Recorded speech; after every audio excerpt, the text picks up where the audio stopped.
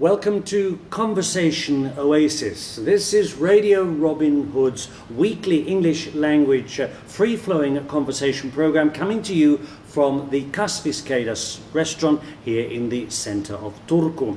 I'm your host David Mawby, and today we have a full house, I'm happy to say. So let's get on with the show. I'll introduce my guests. We have Erasmus Hofstein from the Seeds Project. I hope I got that right. We have sociology student Veikko, you've been here before. And then the guy who joined us for the first time last week, we have Varun, who is a chemical engineer from India. Welcome also to Venera, originally from Bulgaria, working with the youth centre. It's a youth centre here in Turku. And then we have the one who holds the fort so well here when I'm not around, Nana Blomqvist. She is a junior researcher at Åbo Academy. And then we have Sanna Marie from the Animal Justice Party of Finland, a newcomer. And we also have a newcomer here. We have Teddy from Rwanda, who is a journalist specializing in subjects of human rights and democracy in Africa. Welcome to the program. Now, we have decided, folks, beforehand, and of course our host, Jale, without whom we would not have this program, yes. We have decided today to talk about the subject of marriage. Marriage means different things to different people. It means different things, as we know, in different cultures. And I think before we start, just remind ourselves that here in the so-called West, we have only been able to choose our partners for about 70 to 100 years. Nowadays, marriage here in Finland is so-called gender neutral. I wonder how that rings in the ears of some of our guests. Now, I know there are some people here who don't like the idea of marriage, and I'm going to start with one of them, Erasmus. Well, there are both good and bad sides, so I was actually telling that I like it and I also don't like it. There are some aspects where it might not be nice for everyone involved, and sometimes it's a really good thing for everyone involved also. But I would have to know more about a specific case in that case to know if it's actually good or bad as a marriage. Can we define marriage? Who wants to do that? What is marriage? A relationship betwixt two people, as the Archbishop of Canterbury said to Prince Charles and Lady Diana, coming from my Anglo-Saxon background, and we all know what happened to that. So it is a union of two human beings together, to live together, to have and to hold, as they say, in richness or in poorness, in sickness and in health. Do you see marriage like this? I think that's a big lie, because it's always with making a contract on a paper and promising something on a paper, so which doesn't work anymore. So if marriage is about an agreement between two people, it's okay, but if it's a contract on the paper, it's business. Okay, so marriage is a business, but isn't it a good thing to have a relationship between two people on some kind of business footing, in the way that if one of them dies, then money matters are easier to handle? You don't get the big lawyer bills and so on? I'm a business owner. If it's funny, if business is pure and honest, it's fine. But business is, I'm sorry guys, it's like religion, and the politics is so dirty. I want to hear a bit more of that. I don't accept that. I mean, there are, okay, here in the West, 50% of most marriages end in divorce, but yet 50% succeed. So it's a question of human relations as well as business. Yeah, I say that if it's agreement between two people, it's okay, but if it's contract on paper, for me it's wrong. Well, it's kinship and legal matters are intertwined. Also, it's not only like a relationship, but it's also the definition of what kinship is, and that's where the material dilemma with the emotional dilemma goes. Yeah, that you sort it out, like you sort it out, like how you, like, in one way, owning something together with someone is like being married to this person, because you have to deal with the other one in this matter, sort of. So that's a business part of it, and the other. Yeah, if you want to emphasize it, it's also like it's also an aspect of responsibility. Who are you gonna sort of tie yourself to kind of take the responsibility of sort of taking care of certain matters and taking care of this person in certain respects and sort of. I mean, I think you can easily compare it with lots of other things. For example, democracy or election. Just because there are times when people, vote for bad government or election doesn't go well, it's not the fault of democracy itself. In the same way, if people are misusing the contract or whatever, it's not the fault of marriage in itself. That's why it's important who you get married to. Yeah. Like, that's one reason you don't want a manipulative motherfucker there. You want someone nice that you can trust, right?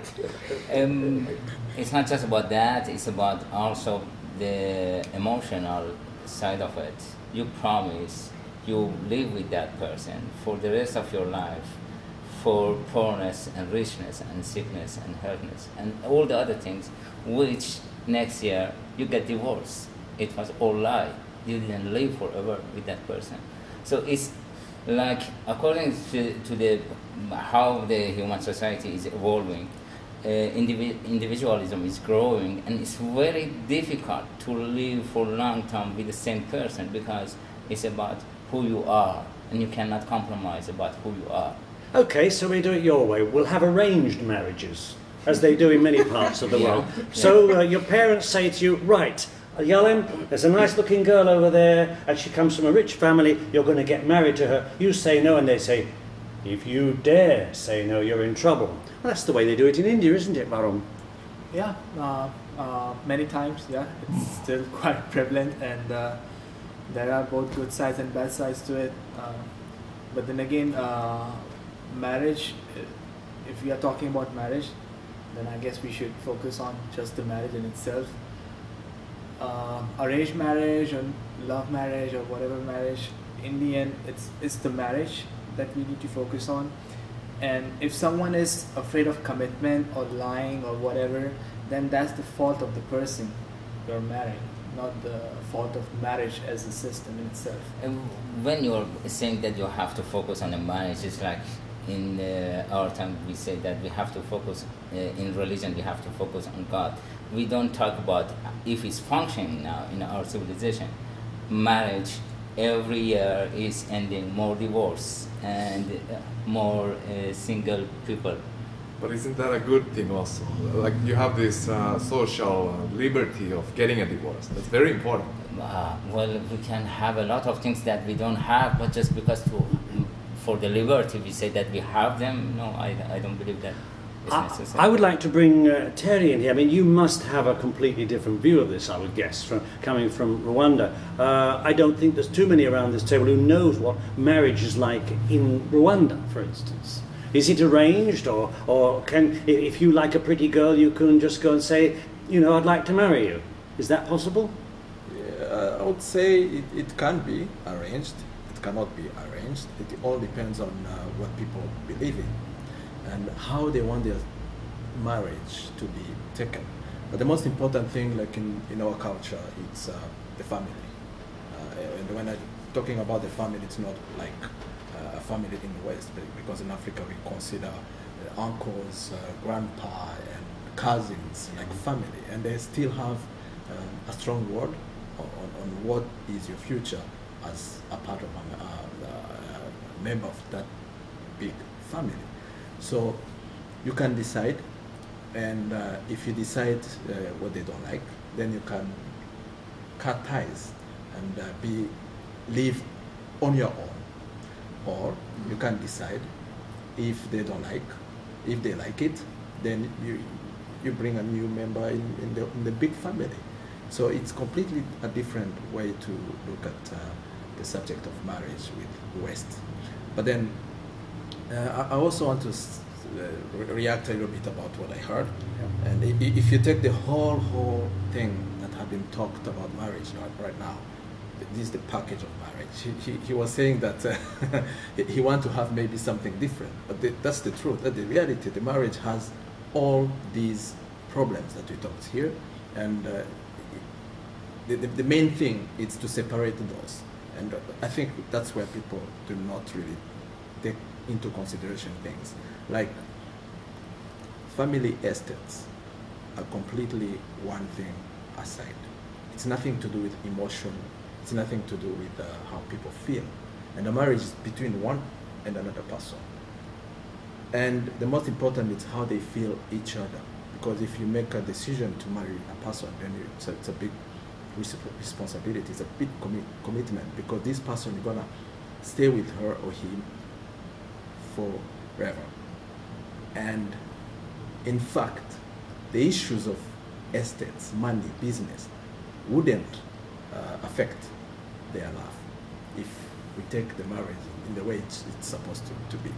And that's depend on how you respect each other, how you love each other. And in my opinion, if it doesn't work, it's because maybe you decided a little bit early to get married. So what's the age at which you decide? 20, 25, There's no 80? age. Okay. There's no age. It's an experience. Okay. You have to take time for that. Yeah, like in our culture, in Sanskrit, there is no word for divorce. In Sanskrit, there is no word for divorce because according to our culture, once you get married, there is no divorce. Marriage is something it's never seen as a contract or for money issues or whatever. It's like a bonding between two persons for they say for seven generations or something. So probably that's why in India many men, when they are tired with their wife, they kill them, as you know, probably. Yeah, a lot of them kill them. Yeah. Because there is no divorce. Yeah. So is it the fault of the marriage that you cannot have divorce or kill them, or is it the fault of those guys who are mentally sick who are killing them? So if I tell you, hey, you cannot divorce that girl, so you will be like, oh, so I cannot divorce, so I'll kill that girl. So is it the fault of that the rule that says you not to divorce that girl? The rule doesn't say, oh, kill that girl. Well, there would be other rules to take into consideration also. The rule doesn't say kill that girl or burn that girl or whatever. But there is no any rule and there is no any word for divorce. No, that's the thing. It was meant that that's the thing. Once you marry, you don't divorce. But who you are marrying, how are you marrying, and with this arranged marriage thing and stuff, it's of course, a lot of people, they get married without their own will, with people who they don't want to be with, and lots of social pressure. So of course, with changing times, things are changing and stuff. Do you think that's a good idea in India? That this system changes? I mean, I think it must be quite horrific to some of our listeners to note that in India, if you don't like the person you're married to, you can go out and shoot them, which of course is obviously illegal, but it does happen. It is illegal, and it does happen in a country of 1.3 billion people, even if 0.00001% men kill it. So of course, yes. And let's not exaggerate. Yeah, and that's the thing. And I would like to point out that's why it's seen as a bad thing. So even if one incident happened like this, it's a big news in India. Whole nation knows about it. Right. And I hope that the big news today on your radio dial is the fact that you're listening to Conversation Oasis, coming to you from the Kasviskeidas restaurant here in the centre of Turku. With our group today, you've probably gathered, we're talking about marriage, love and marriage. As the old Frank Sinatra song once said, go together like a horse and carriage, but not in everyone's opinion. Two things come to mind. First of all, here in the West we seem to think the church has a role to play in marriage. Well, this hasn't always been the case, and indeed there are certain elements within Finland's evangelical Lutheran church who do not want to continue actually marrying people. They say this should be a civil affair. Reminds me rather of how it was in the Soviet Union for many years, where a man and a woman went before the magistrate and were joined together in some kind of marriage partnership. But I think there's also another factor that we should take into consideration with marriage, and that is protection of the inevitable extras to the family, the children. Now, Venera, what do you think of this? Are you a for or against? I'm not as familiar how it is in Finland. for or against marriage? Yeah. Would you get married? Do you plan to get married? Well, mine is a background of a lot of divorces. So my parents got divorced. Everybody in the neighborhood I grew up got divorced from the families that I got to witness. So my perception of marriage has always been very emotionally charged. Yeah. And I've always kind of, whenever I think of marriage, I always think first of the legal part. Because for me, domestic partnership makes a lot more sense. If you're anyways in a committed relationship, you're anyways devoted to that person, and you can still own a estate together and have children together. For me, there's never been any emotional needs to then get married with that person, because you can still have that domestic partnership in many of the Western countries at least. That's an interesting phrase you use, domestic partnership. Is this what marriage should be in the year 2017 the world over, rather than a formal state which is rubber stamped by the state in some form of religious ceremony or something similar?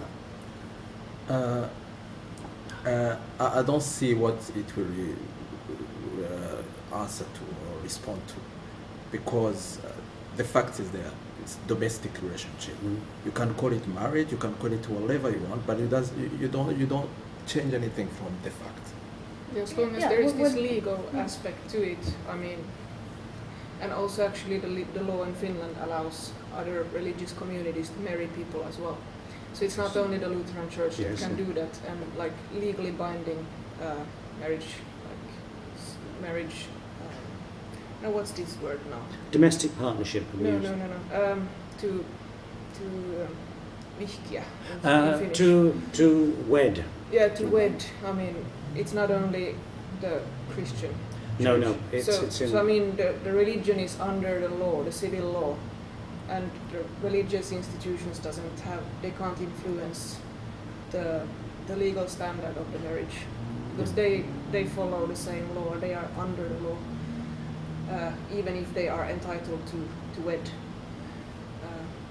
So I mean, if there's this legal sort of aspect to it, which there always is, either it's lacking, that's also a legal aspect, or it's there. So it doesn't really matter. I agree with Terry here that it doesn't matter what it's called, basically. It's more the content that is the important thing. Sanna Maria, you've been looking at us and looking at us. What the heck are they talking about? But I'm sure you have something to say on this subject. Do you find the whole idea of marriage painful? No, I don't. But as we can see, the whole idea about the marriage varies. It could be changed by the culture or by the time. In what way? As we can already talk about, there's a different kind of ideas about the marriage itself and the companions in it. What's your view on civil partnerships for male and female couples? I mean, isn't that an answer? Instead of going to a church and standing in front of a pastor or a priest, dependent on what church you go to, if you go to a church at all, isn't it better to go in front of the magistrate and have a civil partnership? Wouldn't that be a good compromise? I'm thinking still about the question you made, and you didn't follow the children. Yeah, I'm waiting for no one wanted to talk to about children. Because that is very important nowadays, because most of the marriages are ending to divorce, and children are a kind of issue. And often women and men are fighting over the custody. Yes.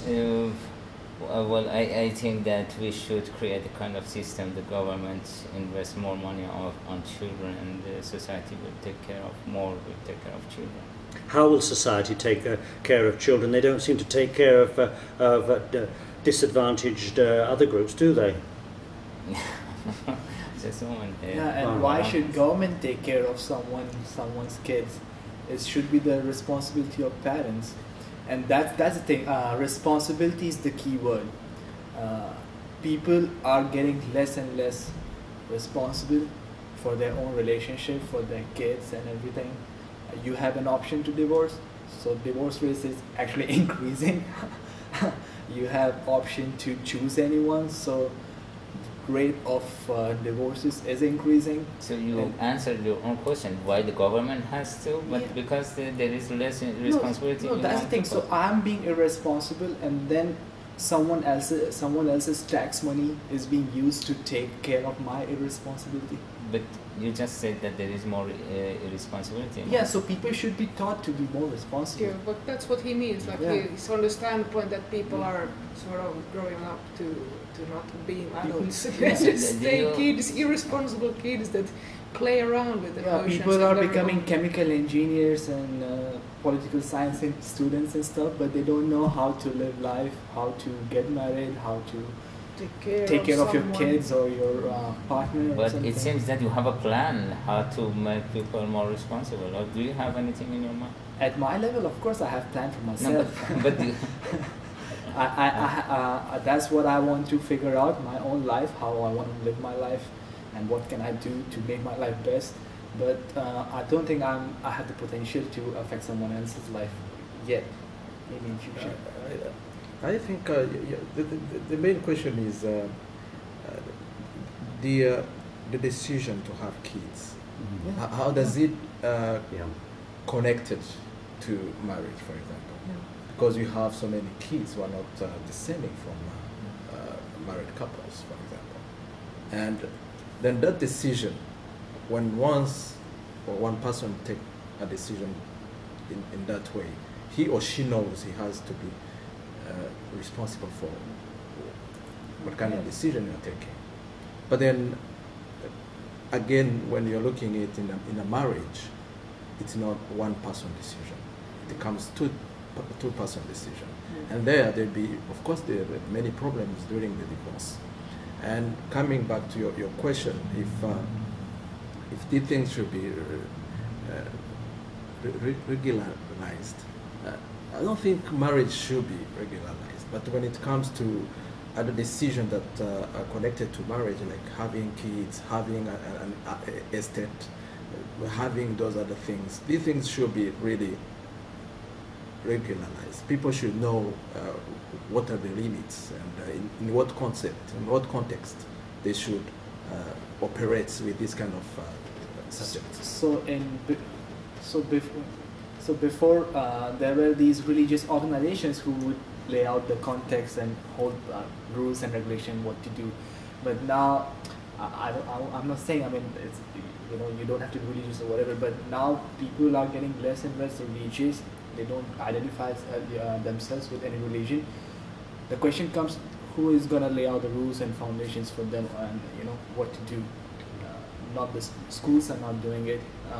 The government is not. Let's bring doing it. Erasmus in on this. So, I don't know. I'm not so much planning on getting married or anything myself, but I think the thing that we should ask ourselves when making these decisions is not so much how to do it or like these practical things. It's more maybe asking about motivation, like why would you decide to get married, or why do you have to? Is it the pressure coming from the outside, or is it a decision you want to do yourself in accordance with the other person to make that decision? And the same also with having the children and like that, and maybe ask first why and try to motivate. You're supposed to make yourself and maybe your significant other happy by doing this decision, but if it's to make your parents or grandparents satisfied with your own decisions, then I don't know, is it a good idea then? So I don't think so, and I think that can lead to an incredible amount of suffering. I find this whole subject to be rather perplexing. I think based, of course, on my own subjective experience where I messed up so many times on the subject, and I think all I was trying to do was to please my parents. They were so desperately trying to get me married off to the first girl that came along, and that wasn't the way I should have gone, but I did, I felt that made me challenge the whole concept of marriage as we see it in the West, as being just a continuation of what our parents wanted for us, when really we're the ones, each individual has to decide how they can live their own life and who are they going to get married with, whether it's a woman, whether it's a man, because ultimately society will decide on what happens to our marriage. Will we have enough money to look after the children? Will we have, if there are children? It's economic factors at the end of the day that really decide how many marriages succeed or indeed fail. Oh, I don't know about marriage. Marriage is still between two grown-up individuals who make decisions. But about children, I think still we need more regularities to take care of children better than giving all the authority to the parents, because sometimes parents are not responsible for children. They feed them, they grow them fat, or they grow them very irresponsible. So these people, when they are grown fat, they have issues, they have problems, and they cannot reverse it. That's the vegan way of looking at it. Very good, I must say. But no, it's not just this. That another side of it, when they are taken care by the government, also government take care of their education and everything else. So government cannot cut all the time the education budget. But when they are grown by the people, so we have this kind of caste society. Then some people are poor, some people are rich. So it's difficult for those poor families to take care of their children.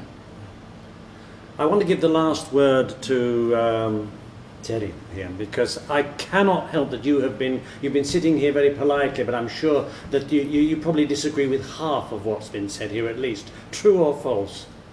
I don't disagree or agree on many issues, but the thing is, in my opinion, marriage stays a good thing, but maybe today, in the way we live, it's much more complicated with the influence that comes from the government, from the church, as we said, from the culture, parents and stuff. And people should be free with the way they want to make their marriage happening. So you go along with the idea of the individual first, and then the couple. That's very 2017. Anyone disagree? I actually think the individual should really do their own work before they even start the relationship and then embark on marriage. I definitely agree that we should become more self-aware of where are our own issues that we need to work on, so that we don't bring all of that emotional baggage into the marriage and then have to work it through inside the marriage. So I think if we spend more time getting to know ourselves and then working our things out, and then, or at least make the other one aware that we have those things that we're still working on, then a marriage will be more successful.